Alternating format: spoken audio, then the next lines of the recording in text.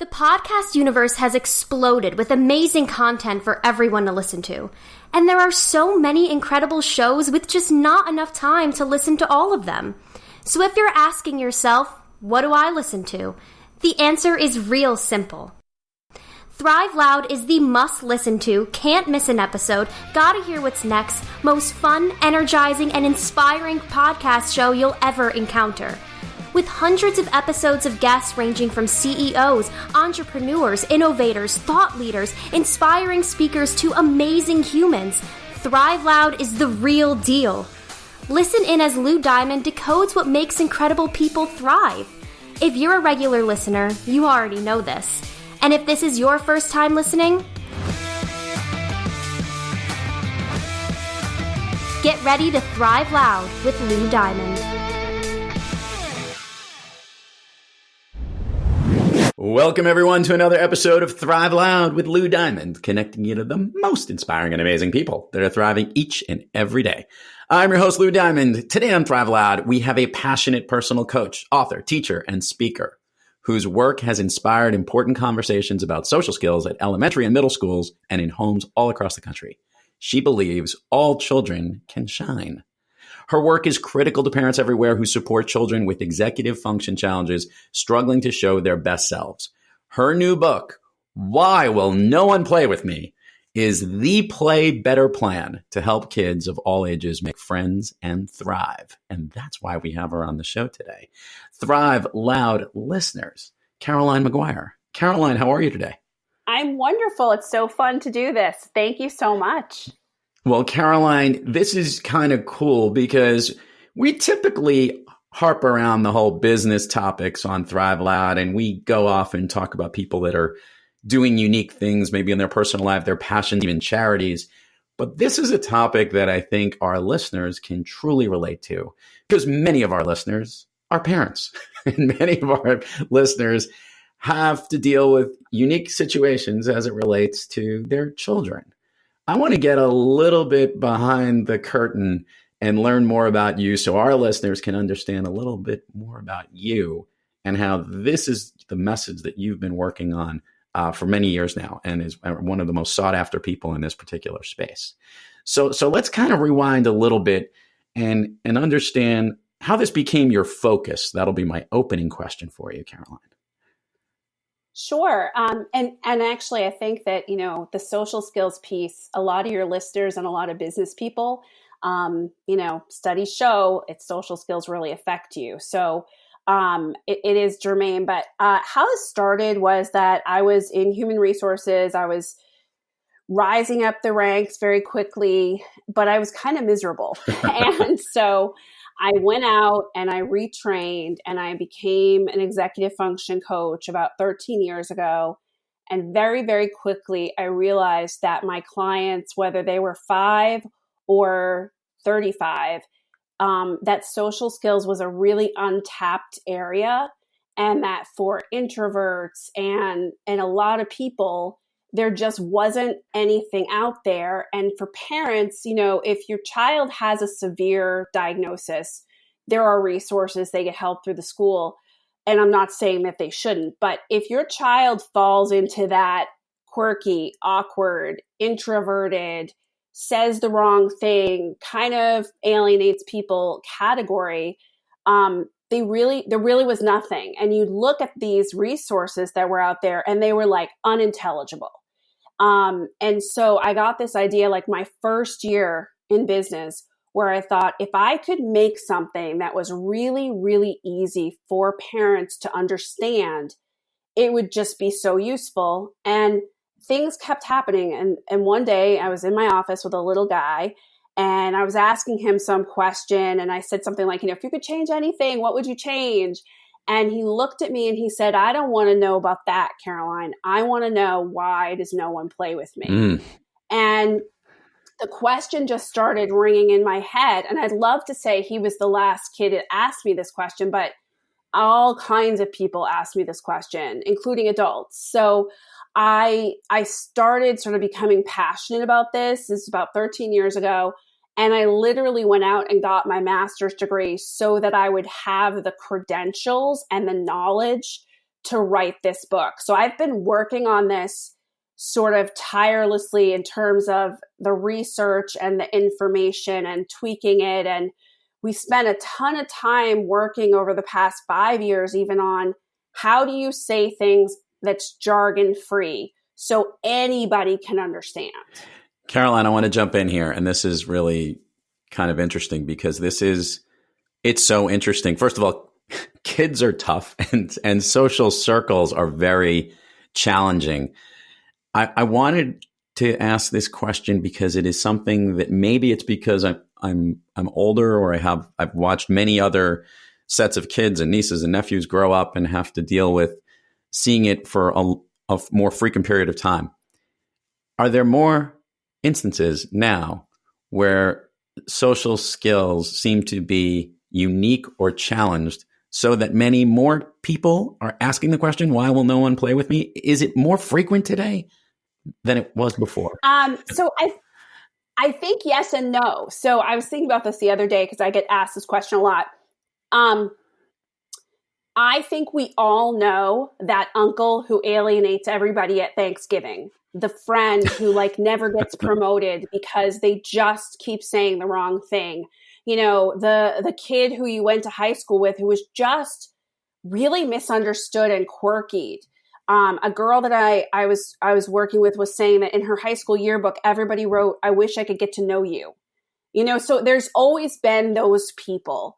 But I also think that now we have the additional layer of kids with their face in a device all the time.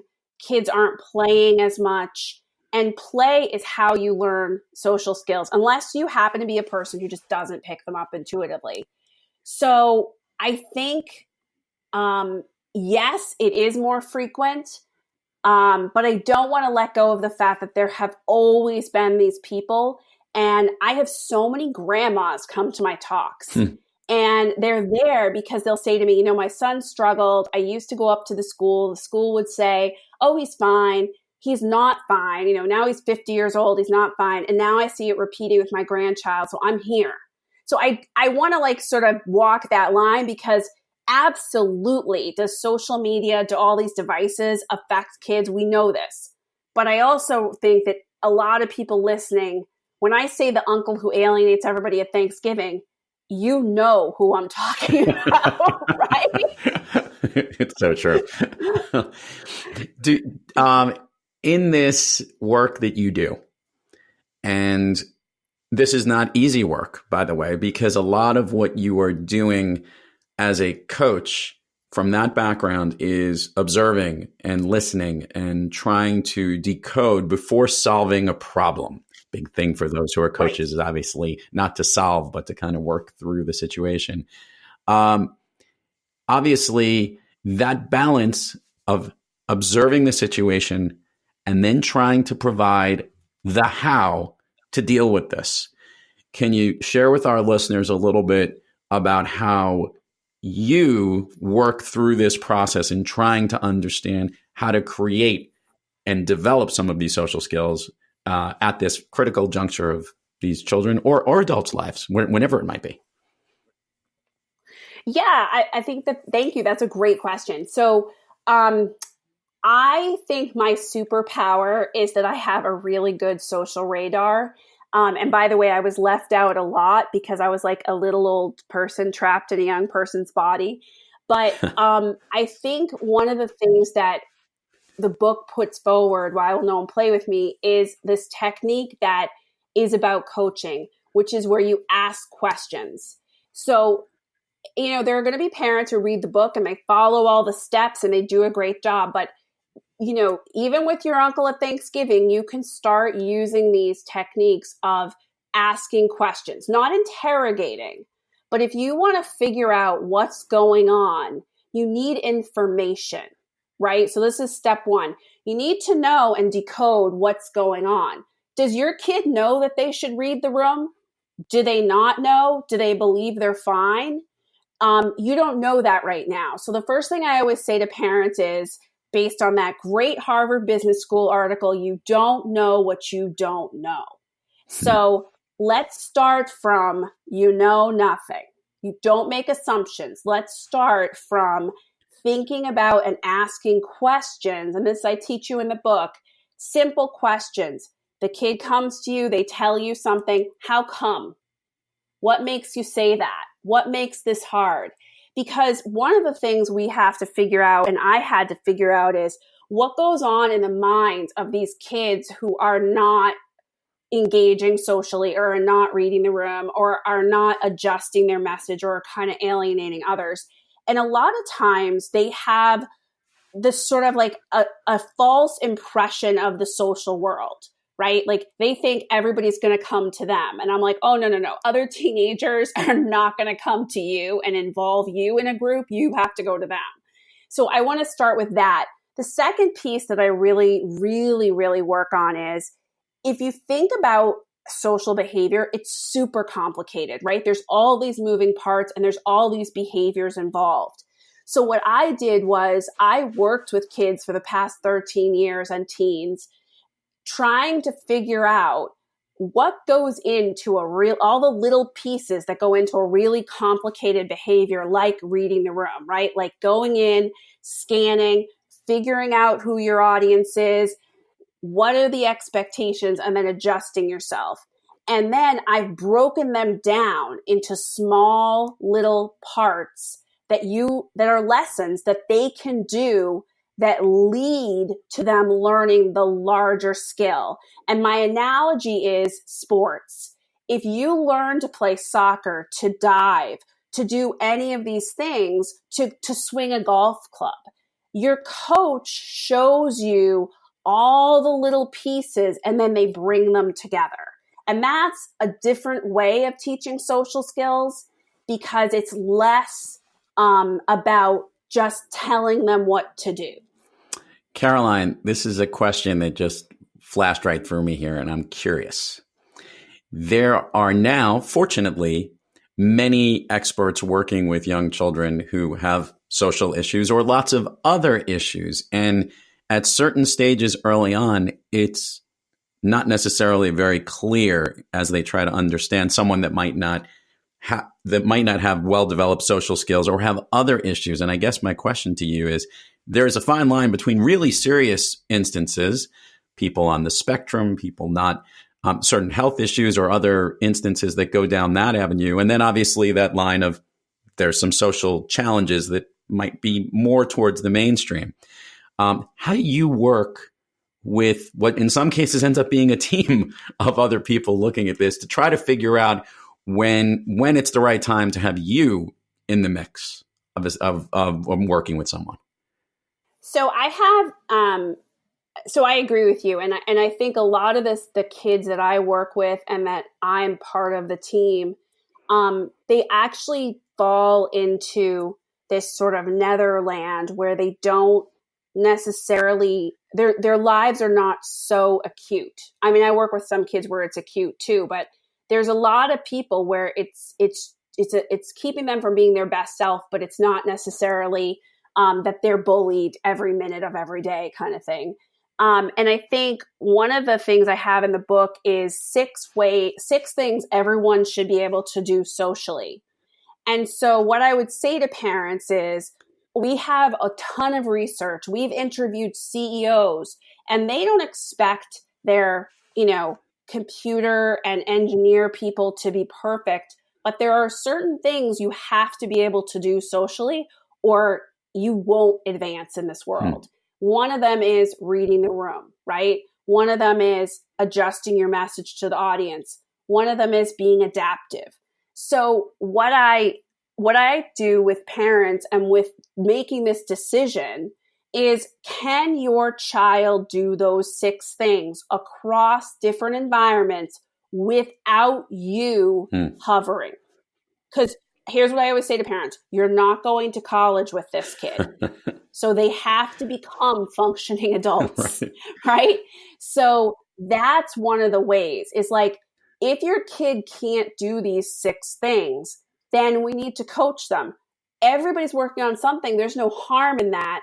And Lou, that great communicators, the people who give TED Talks, the people who stand up as CEOs, they work on their communication skills.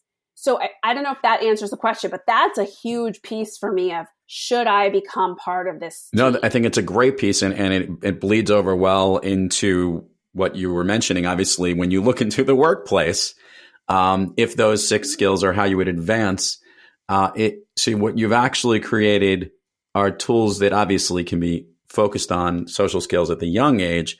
But for those that might have missed it, to your point of that grandmother coming back and checking out her 50-year-old, understanding what are some of the things that people have to work on today, just to be able to best function. It doesn't have to be playing blocks at the kindergarten floor, but it could be better getting along and communicating within an organization, understanding how to get your message across. And maybe more importantly, like you said, there are many people who are naturally introverted and have these great brilliance, understanding how they can connect to their peers and colleagues. Yep, absolutely. And also just, stepping back, and a common thing for people with social challenges is, because it's baffling to them and they're not sure what they're doing, is to sort of assume that there's no explanation and there's no way of fixing this or figuring it out. But, if you're a person and you always apply for advancement and you have all of the qualifications, you need the MBA, you have the MBA, then to me, I would be looking at these 6 things and other more nuanced aspects, because when people talk about fit in the workplace, they are talking about social skills, right? When they talk about culture, they are talking about, can you adapt to the culture?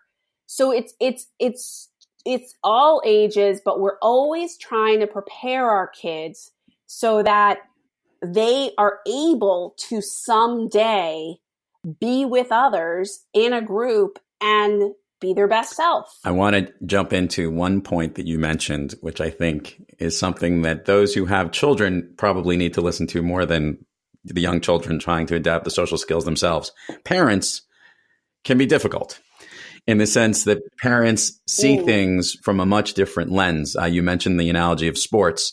I used to coach young kids playing basketball, and many of the parents were convinced that their kids would be the next National Basketball Association, Michael Jordan or LeBron James or whatever it might be, when genetically neither parent was taller than 5'2". But more importantly, parents, there's a certain perspective and a lens that they have. How can you best help the parents understand these challenges and how they can be the best parents they can be so that the child can thrive? Oh, I love that question. First of all, I resemble that remark. I'm like 5'2" on a good day. But I think we all have lenses. We all have sort of perspectives. We all have stories that we tell ourselves. And as part of the book, While No One Play With Me, I have a chapter that is not only about the story the child is telling themselves, but also what are the stories about your child and about socialization that you are telling? Because we all have these stories. But if you believe that smart kids don't have friends, then what ends up happening is, as you are working with your child and parenting, you are parenting from that lens, and you end up telegraphing that to them, but also making decisions based on that. So maybe you're not as alarmed when they don't have many friends because you're seeing things through that lens. So I think it is really important, just as, we need to sort of have perspective on whether or not our kid is going to the Olympics, that we also have a realization of our own stuff. Just as, many parents that I work with were not, superstars socially, and they were bullied. Well, you have to look at your own stories, because your kid may not really be being bullied, but because you have that stuff that you're carrying around, you might be very reactive to even the most little girl drama that is inevitable in middle school. So I think that is just a huge piece. And also putting the oxygen mask on first. If you're struggling, to get help also. So let's now understand a little more about Caroline Maguire. Okay. So Caroline, obviously, first of all, let's ask the question, it was a long process of putting this book together. But putting a book together is quite a process. Tell me what that experience was like for you, the writing, the packaging, the editing, all that. Some people love it. Some people don't. Some people are indifferent. What's your take on this whole process in packaging this together?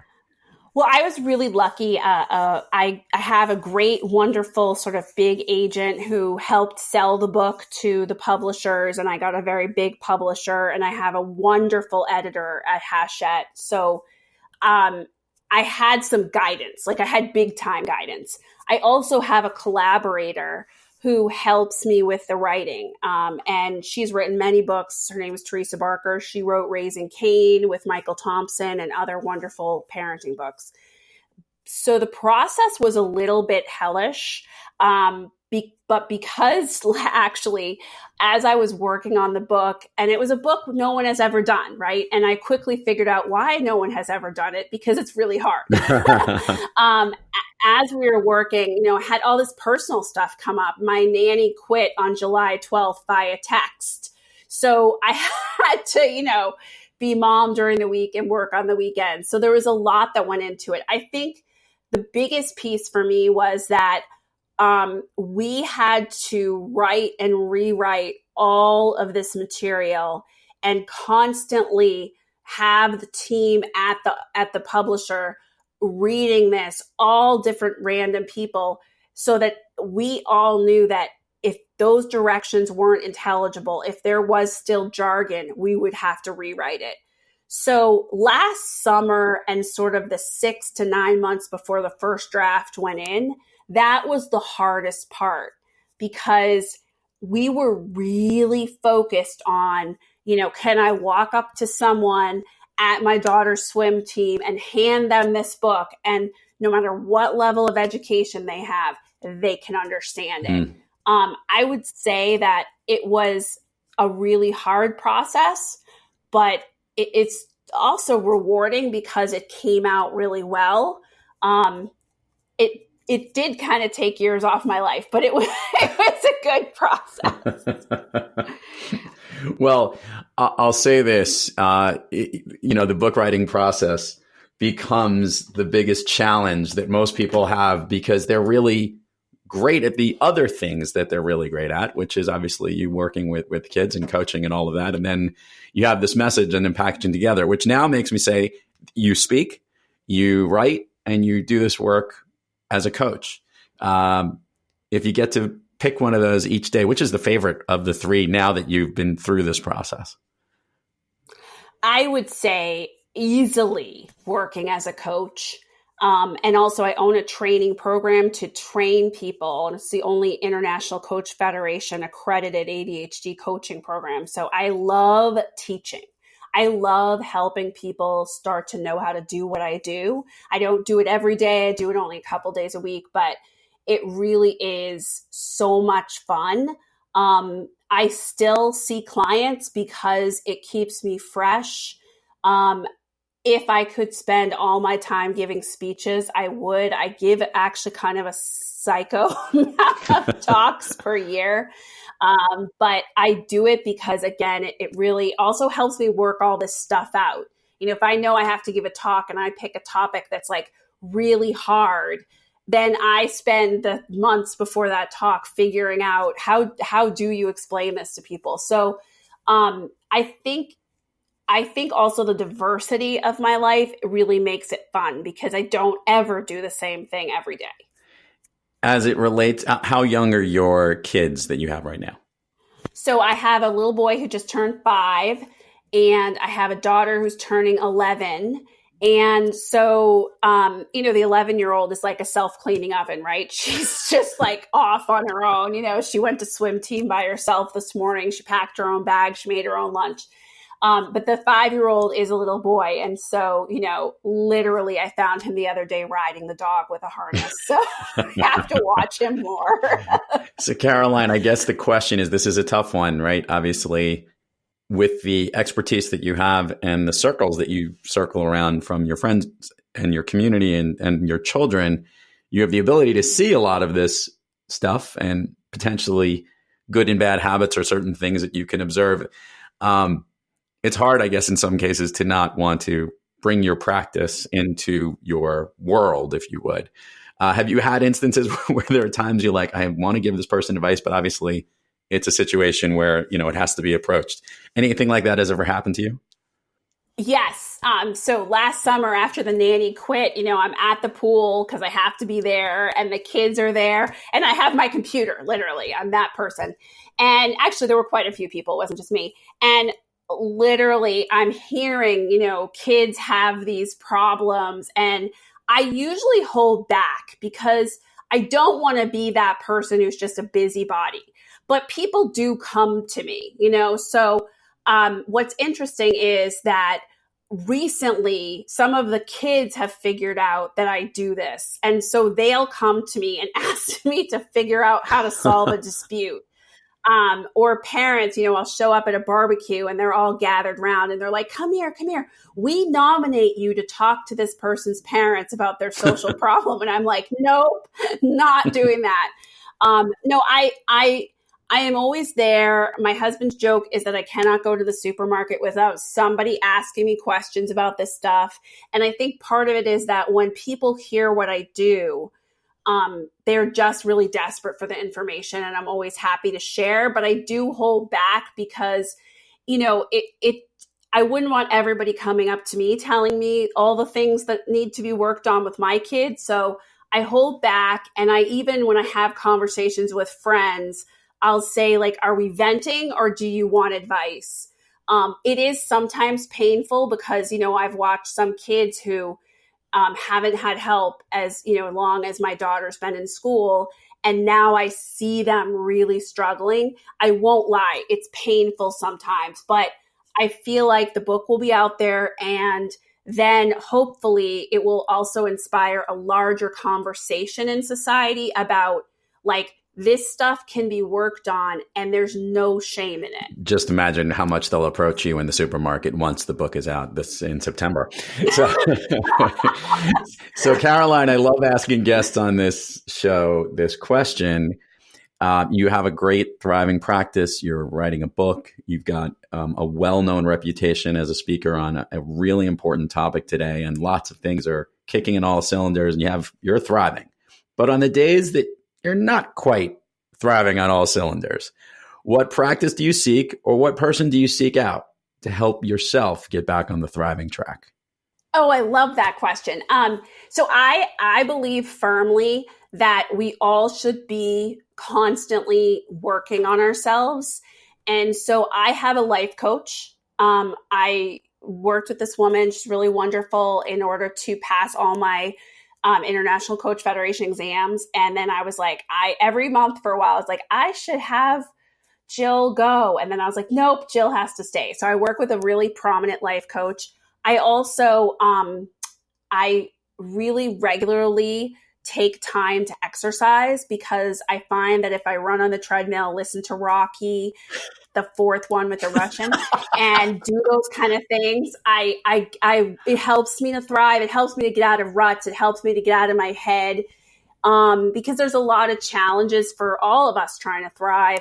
And I have to tell you, I take every weekend now completely off. There was a time when I was working on the weekends, and that gets in the way of you having that rejuvenation. But the biggest thing is I do ask for help. I do call my best friend, Dana. I do call my business partner, David Work, and say, okay, I am stuck. And they, talk with me for 10 minutes and then I'm better. Great. I like that. I like using the people to help you get back on. I've always a big fan of that. Some people look inside, some people do the outside, but connecting to other people, which is good considering that, you're looking for someone to play with. So yes. So Caroline, opportunity now for you to share with our listeners all the places people can find you, your practice, information about the book, which is coming out in September of 2019, and all the notes will be in the show notes, all the information, but it always sounds better when they hear it from you. Sure. So thank you so much. The book is Why Will No One Play With Me? Comes out September 24th. You can pre-order now. If you go to my website, CarolineMaguireAuthor.com, Maguire, you can actually get a free webinar when you order the book through the website. It's on Amazon, obviously. And my Facebook page is Coach Caroline Maguire. I actually do Facebook Lives every month where parents send in questions through my website. And then I have a theme, but I also answer parent questions. And I don't say, who it is, but I just often there's actually 6 or 7 questions that all fall into the same bucket too. So I'll just say, I got a bunch of questions about this, and I'll answer the questions, because what I want to really do also is give parents the opportunity to have those answers in a way that they don't normally. And then my Twitter is Coach Caroline CM. And that's another way to reach me. But I really would say CarolineMaguireAuthor.com has like everything right there. Caroline Maguire, what is your all-time favorite movie? My all-time favorite movie is a movie with John Candy. I don't know if you remember him. Of course. And it is called Summer Rental. And it is super cheesy. And I love it. And I watch it every summer. I own it. And now Apple is threatening to like take away certain movies. And I'm like thinking of writing them a letter, like, don't touch this movie. But it's a great movie, and it has music from like all the different cheeseoid 80s artists. So I'm a kid of the 80s and I love it. And it's funny and light, and they drink real Coke, and they, do all the stuff that we would never do nowadays. I'm also recognizing, and I might be wrong because I know that they're not always sure as to where they filmed this. Was that filmed in Cape Cod? Was that where they based that beach rental house, or was it another place in the country? I'm not sure. It was actually in Florida, and I only know that because I once watched the credits trying to find the Jimmy Buffett song at the end of the movie, so I could find out the name. But yeah, it's based in Florida, and it's just a really fun movie, and it just also encapsulates the 80s. I mean, when they're sitting there drinking Coke on the beach, my daughter was like, "Why are they drinking Coca-Cola? That's bad for you." Like, let me tell you, we all did this. I think I do remember there is a scene when he's just sitting on the chair. The whole, I do remember. John Candy. Yes. It's such a bummer, some of these great comedians of that era that are no longer with us, because they were something else. They really had a great knack for capturing a certain message. That is a fun movie. And I think you just described it perfectly. I think there's many other 80s references that go on in that movie. Caroline Maguire, so much fun. Continued success to your practice. Best of luck around Why Will No One Play With Me, which I think is brilliant, by the way, on the title. And I really think you've hit something here that is so important to so many people, and a great read that everyone will be looking forward to. So thank you for coming on Thrive Loud, and thank you for packaging this message. Thank you so much for having me. This was a lot of fun. And to all our Thrive Loud listeners out there, thank you for joining us. And until next time, keep thriving onward and upward. And remember, be brief, be bright, be gone. When you finish, you can take the kids swimming. Swimming? Aw, gee, I forgot my bathing suit. I guess I can't go in the water all summer. Oh. Jack, nobody cares what you look like in a bathing suit. That's just it. I'm going to pick one up for you. Well, I'm not going to wear it. Not until I lose maybe 3 or 4 pounds. I love the way you look in a bathing suit. My mother was right. You're twisted. Mm-hmm. You've been listening to Thrive Loud with Lou Diamond. Check us out and subscribe wherever you listen to your podcasts, or head on over to thriveloud.com. And while you're there, click the Get Connected link to learn more about upcoming shows, special events, and other great promotions coming from Thrive Loud.